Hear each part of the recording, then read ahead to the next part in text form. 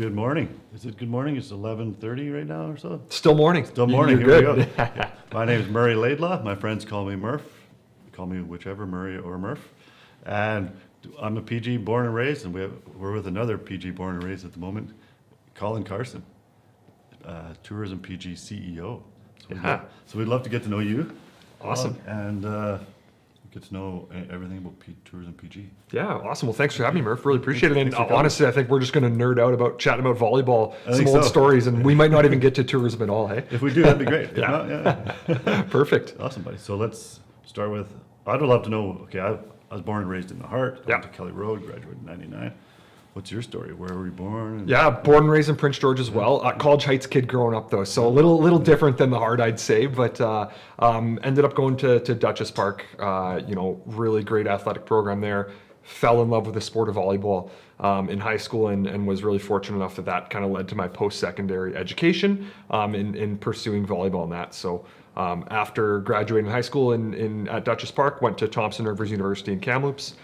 Played volleyball there for 5 years, had an amazing experience, and really kind of grew as a person in that time, and was fortunate enough to, similar to you, go overseas after that. And I played 1 year, semi-professional-ish volleyball overseas. Where'd you play? And played in Denmark. Denmark. Yeah. Perfect. Yeah, and then spent a year in China after Denmark, just kind of working and teaching with my girlfriend at the time, wife now, and Nice. then moved back to Prince George in 2016, and been with Tourism Prince George since 2017. So spent a lot of time exploring the world and doing some fun things, but That's great. found my way back to Prince George and loving it here. That's amazing. What'd you graduate with from college? Yeah, so bachelor's of business administration with a Nice. degree in marketing and a kind of a double major in new venture creation as well. So that Perfect. marketing side really kind of led to me coming back to tourism. Obviously not a tourism degree, but Tourism Prince George is what we call a destination marketing organization. So that really allowed me to jump into this role. Destination marketing organization? Yeah. I like that. Bit of a mouthful, but that's Yeah. that's what we're called. Wow, you didn't stumble on it at all. Yeah. Nicely done. Nice. Well, that seems to work out great. And as I ended up playing too, I'll talk about myself. Absolutely. at the same time. We have we're mutual, we have the love for volleyball. We were volleyball nerds. So I played 5 years pro over there, and I know you could have played 10 years if you wanted to. Yeah, I mean, I think it's an interesting kind of experience, and when you're in that situation and similar, I was fortunate enough to play with some Olympians and Olympic gold medalists who are Awesome. professional volleyball players. Like, they're making hundreds of thousands of dollars a year to play sport. That's not what I was doing. I was given a room, I was getting a little bit of money and doing some coaching for the club that I was working for, and it was professional in that aspect, but it wasn't something where there wasn't a lot of longevity in it for me. Not that I felt like I needed to grow up really right away, but it was definitely something that had a shelf life for my experience. So I like very humble. Very humble sure. perspective. I was in a similar boat, but from my perspective, I'm like, I can play forever. I'm playing pro. I feel great. Never got rich off of it, but the experiences were amazing. And honestly, that's something my wife and I still talk about, where not regrets by any means, but like we really look back fondly on that time in Europe, and if we could go back and do it again, there's a chance we'd try to make that last a couple of years longer and try to visit a few more places while we're doing that. That's amazing. So she moved over there with you after college? Yeah, yeah, absolutely. Really fortunate. She was a basketball player at Thompson Rivers University. Her schooling's in English. She's a teacher by trade, but she also did her master's while she was playing basketball in teaching English as a second language. So when I was contacted about playing volleyball, she was really fortunate to get hired on by a private school and able to play basketball at the same time while we were in Denmark as well. So it worked out really well for her, and we often joke the deal with Denmark was, when it was offered to me, I said, hey, this is great. I'd love to bring my girlfriend with me, and it worked out well. And the following year, she got offered the opportunity in China, and she said, hey, this is great. I'd like to bring my boyfriend with me, and they made that work for me as well. And then did you go from there back to PG? Yeah. So 2016 kind of wrapped up this school year in China, and then found our way back here in the summer of 2016. Did a few different things, and then ended up at Tourism Prince George in July of 2017 is when I started. I love it. Yeah. What'd you start as? So when I started at Tourism Prince George, I actually applied for this job as a mat leave coverage for the manager of sport tourism was the title. And again, talking about the sports side of things, that role is really fun, and I obviously it was really appealing to me. But when we talk about tourism, people often think about, camping and hiking and those types of things. A big piece of that tourism is those people that come to communities like Prince George for events and things like that. So obviously sport events being something that we host a ton of events like that in Prince George, and they drive a lot of visitors that come to Prince George specifically for sport events. Spend a lot of money. And spend a lot of money here. So that was my job with Tourism Prince George. For the first 4 years I was there was really just trying to attract sport events that brought visitors with them. Was really fortunate to work with some really cool people out at the Caledonia Orc Ski Club for some World Championship events there, and worked with Curling Canada and the World Women's Curling Championships as well. And then July 2021 moved into the role of CEO. CEO, congratulations. Yeah. That sounds like a good transition. Yeah, for sure. And it was, I think the tourism industry was one of lots of industries hit hard during COVID. Tourism being one of them ones more significantly hit. I think what we look at here in Prince George is we were pretty fortunate compared to a lot of communities when we talk about a lot of our businesses that rely on tourists. So things like hotels, obviously a huge impact, but because there's so much more diversity than the traditional tourist here in Prince George, the hoteliers weren't suffering quite as much as you would see in a place like Vancouver. Oh, that's good. So that rebound ended up being a little bit quicker, but really interesting time to take over as CEO in 2021 when, the borders were still closed.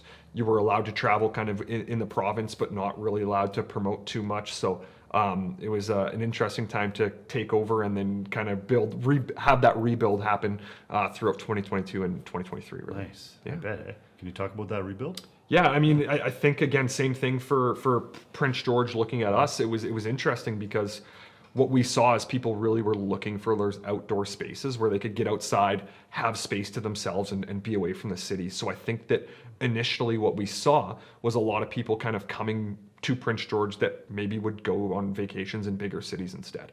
So for us, that was a really cool kind of shift in like the market that we saw, and people were really excited to experience a place like Prince George or even more remote and go further to northern BC or places like that. But that was a really cool kind of start to the rebuild. And then what we really saw in 2022 was the sport events started to come back, and then 2023 all the conferences, which again huge drivers of tourism. They started to come back in 2023. So I like that. It took a few years for sure, but I think one of the things that we measure really closely is the hotel room occupancy as well as the rates, and kind of that rebuild happening pretty quick. By 2023, we were past 2019 levels of hotel collection, hotel room already. So that was good. And then 2023 was actually the biggest year ever for hotel room revenue in Prince George. Nice. So that was really good to see. And then that rebuild kind of like fully realized by that point. That's great. Can we talk about some of the destination like trips and such, how people can get their own space? And Yeah, absolutely. So I think that's it's really funny when we talk about marketing of Prince George to people. It's two very different things. So for a lot of our visitors, probably the majority of people that spend time and money in Prince George come from the region. Those close by communities like Smithers, Mackenzie, McBride, Quesnel. They're coming here to, and basically they're coming to Prince George because it's the big city.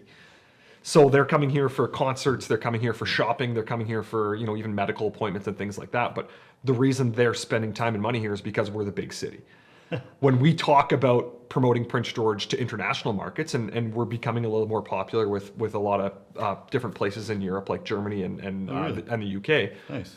They come to Prince George because we're a small city, and we're not a city, we're in the wilderness. So it's really this funny piece of our marketing where we're trying to be these two completely different things at the same time to two completely different audiences, and really trying to kind of build that all together. But it's a really funny sort of thing where depending on who you're talking to, we're either the big city or we're the small city in the middle of nowhere, and we have to try to be both those things. And I think that's what's so cool, and one of the things I really love about Prince George is it actually kind of does feel like that to me, where we have these amenities that you might see in a big city, like the 6,000 seat arena that can hold hockey games and concerts and all these fun things. Even things like Costco that you would see in bigger centers typically, that we have here in Prince George.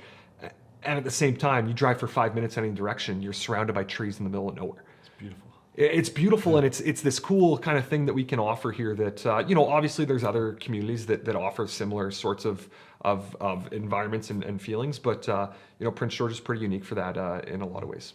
Definitely capital of the north. So when you're promoting to, say, Germany, then you're talking about whatever, lake camping or Yeah. whatever else. Yeah, I mean that's what we're seeing. It's those outdoor activities is the main reason that people are looking at northern BC specifically, and I think one of the things that we see from that German market is they're looking for that true wilderness experience, and that's something that northern BC can offer. And we work really closely with a lot of communities around northern BC because in Prince George we know that any sort of benefit that any community in northern BC is going to have, it's going to benefit us as well. So if Smithers becomes this mecca of places where people are wanting to do all their outdoor recreation, and I mean it's a fantastic place to do that, it's going to benefit us. People are going to be driving through Prince George, even if they're just stopping here and filling up their gas tank, they're still spending money in Prince George. So we're always happy to work with kind of the rest of northern BC to promote northern BC as a whole, because it's always going to benefit us here in Prince George. Absolutely. So what are the things we provide? World-class skiing. Yeah. Can we call it world-class? It's great skiing anyways. I mean, cross country for sure. cross- Country skiing is world class. That's Nice. the Caledonia Nordic Ski Club here is one of the biggest ski clubs in Canada in terms of membership. wow. Okay. It's one of the only ski clubs in Canada with snowmaking and paved trails now, so athletes can train year round. Nice. With roller skiing as well. The biathlon range has had some significant upgrades as well in the last number of years. So definitely world class cross country skiing, and their ability to host international events is phenomenal there.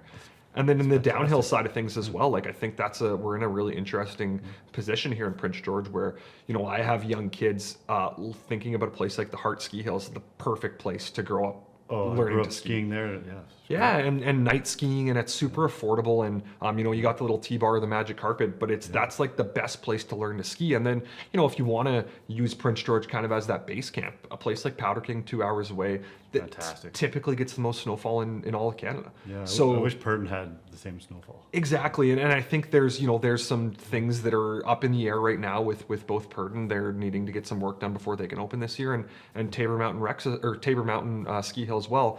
The province is looking for expressions of interest now for people to take over that space. So Oh, really?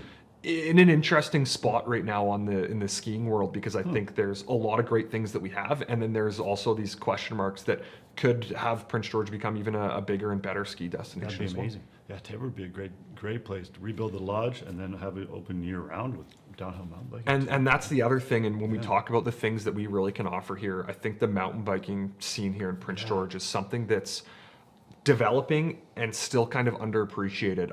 We've done a lot of work working with the Prince George Cycling Club, the Tabor Mountain Rec Society, and the Caledonia Nordic Ski Club about promoting their trails and really kind of showcasing those to international audiences. We've got an awesome video that was released last year about mountain biking, and Nice. really highlights some of the great things that we can offer here in Prince George. And again, I think it's an interesting piece where when you think about, we don't have that ski hill that's got the chairlift, so it's not necessarily that downhill mountain biking that we can offer that's better than elsewhere, but the different types of terrain that are only 10-15 minutes from Prince George. Really some cool opportunities between the new trails out at Tabor Mountain, Paderni, and then Caledonia Nordic Ski Club. Some really cool opportunities for mountain biking. Fantastic. So take on PG. Can we talk more about that? Yeah, for sure. So this is it's fun getting to be interviewed a little bit here, because normally I'm in the other shoes here. I'm in the other chair, but we've got a podcast as well, Tourism Prince Nice. George. We try to bring on kind of local experts in something that's kind of interesting to visitors. So we've got a mountain biking episode. We've got the skiing episode. If you want to learn about downtown and the arts and culture scene, we've got episodes about all those things. Great. And, really kind of bringing in someone who's an expert in something, talking about why they love Prince George from that lens, and giving those visitors another tool on that marketing side of thing. Like, hey, if you're looking for a mountain bike trip, you can watch our video, you can go to check out all the trail maps, you can see all these reviews. You can also listen to a podcast now to understand that side of things as well. So, are you the host? yes, I am. I'll have to go watch them. Yeah, absolutely. It's fun. It's been a lot of fun that project, and we're looking forward to continuing that. I like it. I remember growing up watching the Spruce Kings. Yeah. Back in the day when they were really tough, like Chris Haas and those guys. Yeah. Wow, I'm sure it's changed a lot. So the Spruce Kings, and they're still going strong, right? Yep. Yeah. So I think like one of the things, again, back to talking about Prince George as this big city, but also little cities. We're one of the few communities in Canada that has both a major junior team and a junior A team in the same Nice. city. So we've got the Prince George Cougars, we've got the Prince George Spruce Kings offering that entertainment side of things. But I'd say like the sport facilities here in Prince George are really like world class. And that allows us from the tourism lens able to host some really cool events here in Prince George. So, I mean, it started in 2015 when Prince George hosted the Canada Winter Games. The biggest ever cultural event held in northern BC in a single sporting event. So that was a really cool event. Yeah, so I think that sport hosting, it's one of my favorite things to talk about. And obviously my background in sport leads a lot to this, but I think that, Prince George, the local residents probably don't appreciate how good we are at this. And I think the credit goes back to often it's the volunteers. When we talk about, the international events that are done out at Otway at the Nordic Center, those are all volunteer driven. Those are individuals in the community that are passionate about their sport and want to host international events, and they get it done. And it's really cool to see. And I think that, it's probably something we take for granted a little bit here in Prince George. And it's unfortunate because it's unbelievable what we're able to do as a community. And I think people don't appreciate it quite as much as they should. So take on PG. What is take on PG? Yeah, I mean, good question. I don't know if it means anything really other than we're encouraging people to like get out and explore. So like literally, I'm telling you should take on PG, you should take on Prince George. Go give it a go explore and try some things. Nice. So then there's a list of things. So Badurny, Yeah. ice hockey. Yeah, exactly. So checking out all those things, and I think that's something we're definitely working on, is trying to be a little bit more creative and and talking to local residents as well. It is about visitors. That's what we're trying to do. But understanding that if you're a local resident and you go to these events, that's going to benefit your understanding of Prince George. When you're talking to your friends and family, you might encourage them to come visit here instead of going away. Things like that, like building those kind of local experts, building those local advocates for tourism is really important for us as well. So I think that's something we're really always striving for, is that conversation with local community members as well, not just visitors. So I think something like the podcast, that's us trying to talk to visitors that are interested in fishing. But if you're a local person who's like, hey, you know what, I'm kind of interested in learning how to fish. Well, you can go check out our website. You can come get fishing gear from us for free at the visitor center. Nice. You can listen to our podcast. We can tell you where you can go get a fishing license. We can tell you which lakes to go to, and then you're set, you're ready to go. So I think there's a piece of that for sure, that even if you're a local, like, it's not necessarily us trying to talk to you, but there's going to be a lot of valuable information in that for you. That's cool. I haven't fished in a long time, because growing up we played sports on the weekends. Yeah, absolutely. Yeah, and so I think one of my favorite fun facts about tourism, and we talk a lot about this access to water in Prince George. So there's 1,600 lakes, rivers, and creeks within 100 kilometers of Prince George. Really? Yeah. Wow. So tons and tons of access to water. So, if you're interested in fishing, like, again, drive 5 minutes in any direction, you're going to hit a lake. If you're looking for like paddle boarding or kayaking or anything like that, there is so much access to water here. But I think because we're not, situated on a lake like you would see in a place like the Okanagan, we often don't consider us as like that water type of destination, because we don't have, skidoo rentals and kayak rentals right in our downtown, because we don't have that lake right downtown. But the access to water here is so easy and so close. It's just not right in the center of town. And I think it's one of those things that's probably more of a selling feature than we even give ourselves credit for, because one of the things we always hear about those lakes, they're just so crowded with other boats, with other people, where here, because there's so much access to water and not super accessible, not right there, you're going to be quiet. It's even if you go on one of the busier lakes like Ness Lake or like West Lake, it's still going to be relatively quiet when you're comparing us to other places. So pretty cool opportunities there when we talk about that stuff. And I love how many cabins there are for sale. Yeah. You live on so many lakes here. Absolutely. That's a dream for sure. Yeah, for sure. That's something that we talk a lot about, is that resident attraction as well. Like that's not our job. We're not trying to recruit more people to live in Prince George, but all the things that we talk about as a tourist organization, as a destination marketing organization, they're applicable to residents as well. One of the things that we always say is, like, great place to visit is also a great place to live. We can live a quality life, happy life here. Absolutely. Lots of good people, and it draws us back.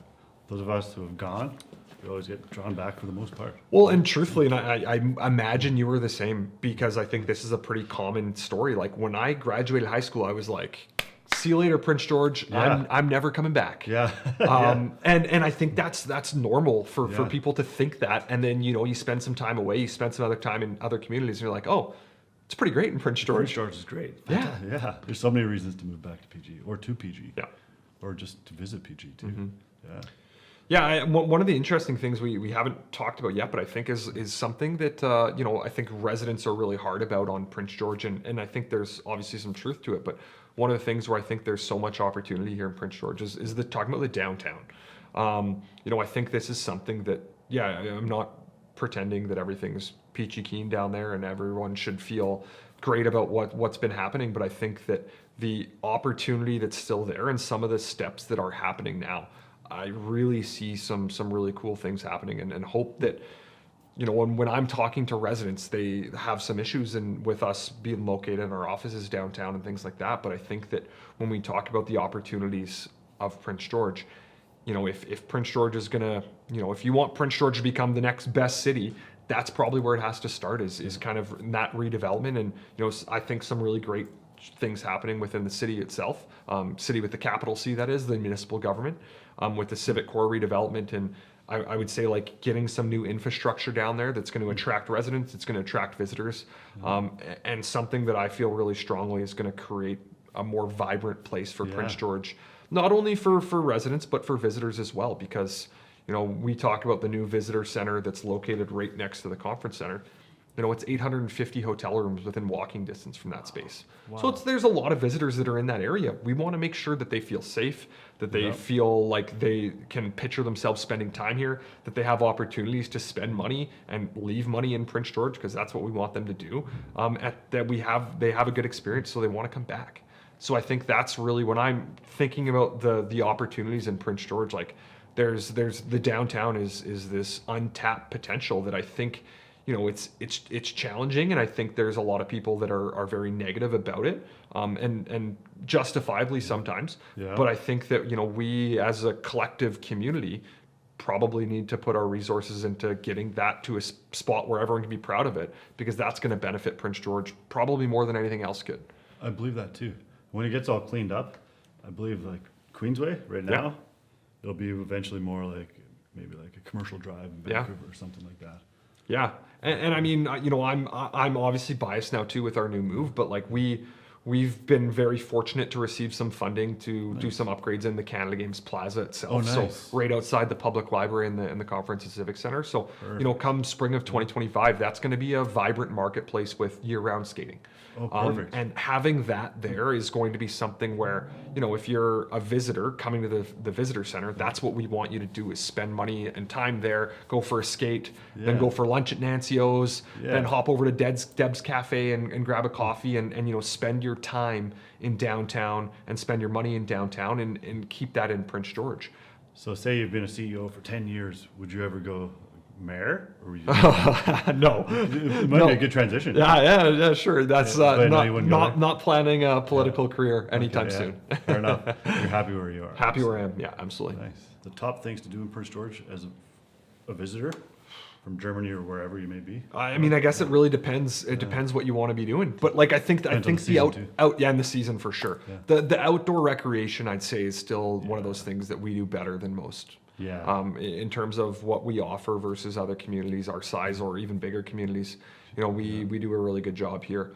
I'd say the big thing for me, if you're listening to this and you haven't been out to the cross country ski facility, it's one of the best in the world. Huge advocate. Huge advocate for that. And I think that, if you're a Prince George resident, you got your dogs, there's dog friendly trails, you can snowshoe, you can ski, you can do all sorts of different things. And if you want to just go out there to watch an event, they hold international or national events every single year. Very cool. So that's my favorite. I got a soft spot for them, I think. Okay. But like, I'd say that's my number one thing you should do. And again, even we talk about year round, got some good mountain biking facilities or walking, hiking trails as well, in the summer months as well. So Nice. that's my favorite, I'd say. Okay, I'm gonna have to give that more of a try.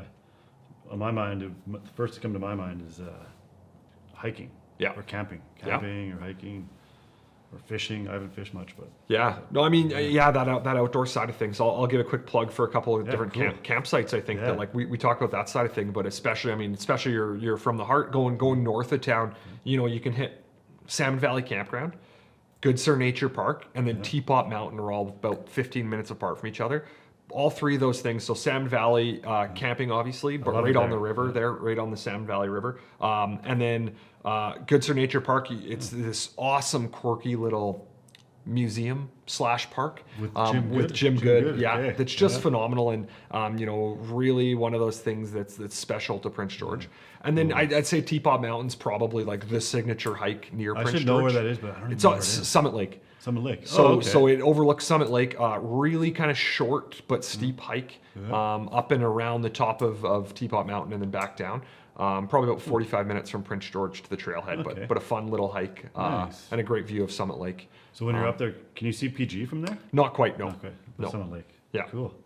Yeah, so I'd say that's just a quick plug in that sense. And I mean, the other thing is, if you're not a huge outdoor person, so much stuff to offer here in Prince George. Like, you know, talking about different museums and art galleries and things like that. I think I mentioned Two Rivers Art Gallery that's right downtown.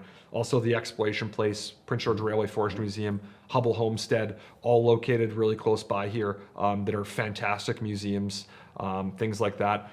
One of the most underrated things about Prince George is the food scene. You know, that's something that I think we are so fortunate here in Prince George, what we have to offer. And it's something that, people definitely, when I talk to visitors, they're like, wow, I can't believe how good the food was at all these different places I tried. And the creativity of some of the local chefs we have, pretty phenomenal. So I think that's the other thing, like, be prepared to eat some good food and definitely take a look at our website for some ideas on that. I love it. You mentioned Nancy O's earlier. Yeah. I want to throw a plug here too. If you come to Prince George, definitely check out Nancy O's. There you go. For the food, but also the nightlife there. It's good. Absolutely. Yeah, I mean, that's something, again, like in terms of like live performances, like Nancy O's, Black Clover, another fantastic pub that has live music often. Good food as well. And good food as well, yeah.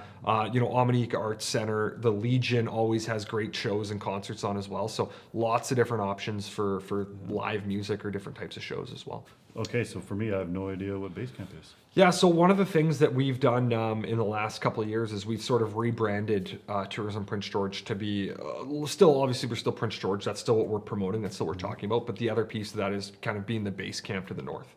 And I think that goes back to something we talked about earlier, where we know if people are traveling in northern BC, it's going to benefit Prince George. So we're happy to kind of be that conduit, be that place where that gateway that people can access the north through. Cool. So that's a piece of it. I think if I'm being honest, what I struggled with a little bit with that when I first heard it, I was like, well, when you climb Mount Everest, you don't climb Mount Everest to go to the base camp. You climb it to go to the peak. I don't want to be the base camp. Like that's not what I want to be.